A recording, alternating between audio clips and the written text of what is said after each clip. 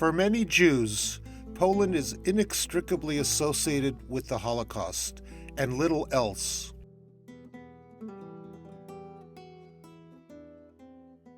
So when I heard Poland was about to open up a museum telling the 1,000-year history of Polish Jewish life, I decided it was time to take a fresh look.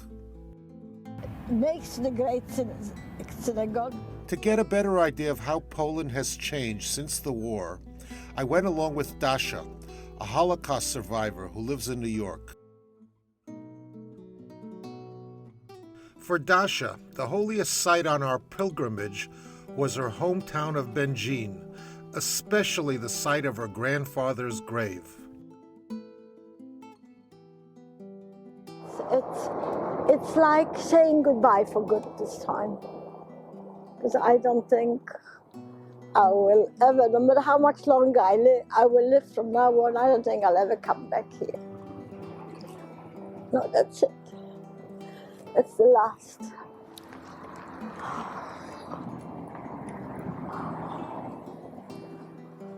It's nice. It's a nice place, isn't it? Well,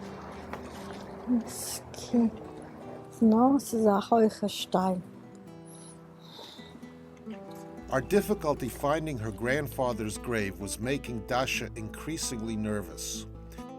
When we finally found him, her relief was palpable.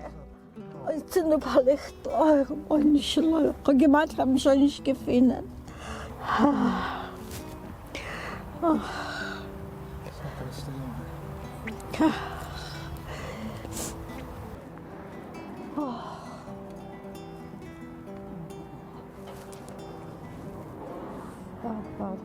Heilige Stutt.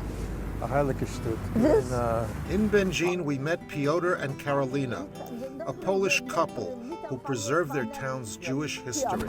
A tu jest Pani Karolina. Karolina. No bardzo dziękuję, że mnie odwiedza. Piotr and Karolina have a special place they want Dasha to see. This apartment was once used for Jewish prayers. Piotr and Karolina rent it to keep the landlord from painting it over. They bring local students here to teach them about the Jews who once lived in their town. We believe it's so important for the history of Będzin, for our common history. We are not Jewish. We are doing it, that's what Piotrek said, because it's a part of our history. My grandparents are from Będzin, my parents are from Będzin, grandparents, great-grandparents are from Będzin. So the Jews from here were neighbors of them, so... Yeah, they were building this town, they were building the houses, they actually built this and entire city, so we owe it to them, you say? This whole Jewish history of Będzin, of the region, was forgotten, and this is what I couldn't agree with. After the war, it was like erased totally. And it was like agreeing with Hitler that what he did, he wanted it, and after the war, during the communism time, we continued this policy. We decided that it can't go on like that. This idea that Polish Jewish history is an essential part of Poland's own history was emphasized repeatedly at the opening of the Museum of the History of Polish Jews. Ladies and gentlemen, the President of the Republic of Poland and the President of the State of Israel are laying wreaths from Polish and Israeli nations at the monument to the ghetto heroes.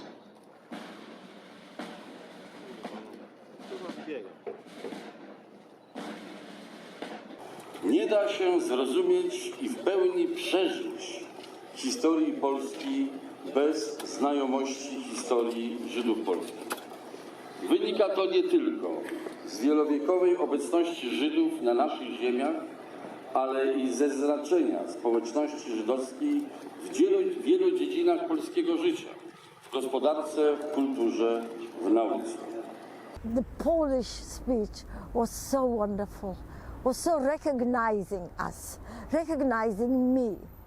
I was part of all that contribution that Polish Jewry made to this country. I was very proud. Yes, I was. It was wonderful.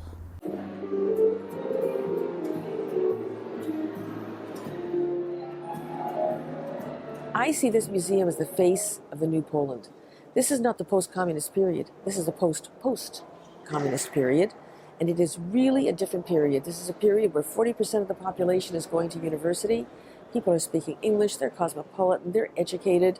It's a different generation. I think it really reflects a whole new era.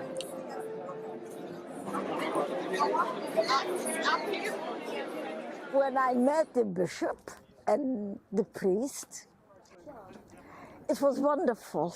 The fact that I had a bishop putting his arms around me, a Jewish child who was always afraid of churches, who was always afraid of Poles. I was. Who always, when I saw a few boys together, I was always afraid they may throw stones at me. I was told to go to the other side of the street. I grew up in fears, I did. I grew up in fears over my father because he had a beard, and my brothers who had payas and were Hasidim. And we were always happy to see them back home, that nothing happened to them. And here is this bishop, the symbol of the church, putting his arms around me. It felt good. It really did. Not to be, just the opposite. I felt that he was happy to see me. It felt good. Kind of mixed feelings, but it felt good. And I'm going away with a different feeling, seeing different changes. They're unbelievable. I'm so respectful of it. I hope, as old as I am, that I will still make another trip. I don't know. The perception has changed by both, the Poles and the Jews.